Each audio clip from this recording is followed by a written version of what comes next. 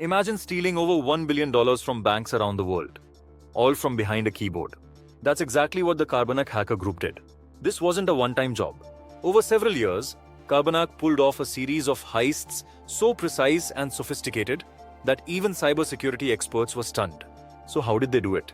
The answer lies in their mastery of computer networking and a blend of patience, strategy, and powerful hacking tools. The Carbanak operation started with a simple yet highly effective method: phishing emails. These emails were crafted to look like legitimate messages from trusted sources, targeting bank employees. Inside each email was a malicious attachment or link. When an employee clicked it, the hackers gained a foothold into the bank's internal network by installing malware. This wasn't just any malware. It was custom built to stay undetected, giving the hackers weeks or even months to explore the network. Once inside, Carbanak used keylogging tools and screen monitoring software to spy on employees. They observed everything from how transactions were processed to how ATMs were managed. Using tools like Wireshark, they captured network traffic in real time, analyzing the data flowing between systems. For example, they could intercept usernames, passwords, and authentication tokens as employees logged into secure systems. This allowed them to mimic legitimate users, moving deeper into the bank's infrastructure without triggering alarms. One of the group's most infamous tactics involved ATMs. After studying how the bank's systems controlled cash machines, Carbanak used their access to program ATMs to dispense cash at specific times. This wasn't a random cash drop. They coordinated with on-the-ground operatives who would be waiting at the ATM to collect the money. Imagine walking up to an ATM, entering no card, and watching it spit out tens of thousands of dollars. That's the level of precision Carbanak achieved. But the ATMs were only one part of the operation. Carbanak also manipulated the bank's SWIFT system, which is used for international money transfers. They transferred millions of dollars into fake accounts they controlled in countries with weak banking regulations.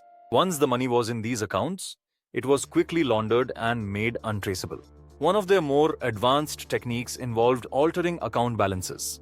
For example, they would increase a customer's account balance by millions, transfer the extra money to their accounts, and then reset the balance to its original value. These kinds of attacks were almost impossible to detect in real time because everything appeared legitimate in the bank's records. Carbanak's success was largely due to their understanding of how banking networks worked. They used tools like Nmap to scan for open ports and vulnerable systems, creating a detailed map of the network. This mapping was critical for identifying weak points and avoiding detection. Their malware was also highly advanced, capable of adapting to different banking systems and evading antivirus software. Over time, Carbanak hit over 100 banks in more than 30 countries, stealing an estimated $1.2 billion. Their operation was so effective that in many cases, banks didn't even realize they had been hacked until months later. It wasn't until 2018 that authorities arrested the suspected leader of the group in Spain after years of investigation by cybersecurity firms and law enforcement agencies. Even so, the techniques they used have inspired other cybercriminals, and similar attacks continue to this day. The Carbanak story isn't just about the power of hacking. It's about the vulnerabilities in the systems we rely on every day. It highlights how critical networking knowledge is for both attackers and defenders. Tools like Wireshark, Nmap, and Metasploit are out there, free for anyone to learn. While they can be used for malicious purposes, they are also the foundation of ethical hacking, helping protect systems from future attacks. So what can we learn from Carbanak?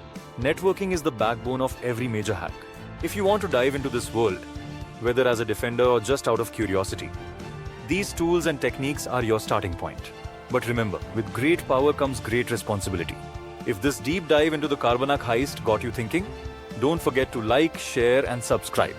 There's a whole world of cybersecurity to explore, and it's yours to discover. See you in the next video.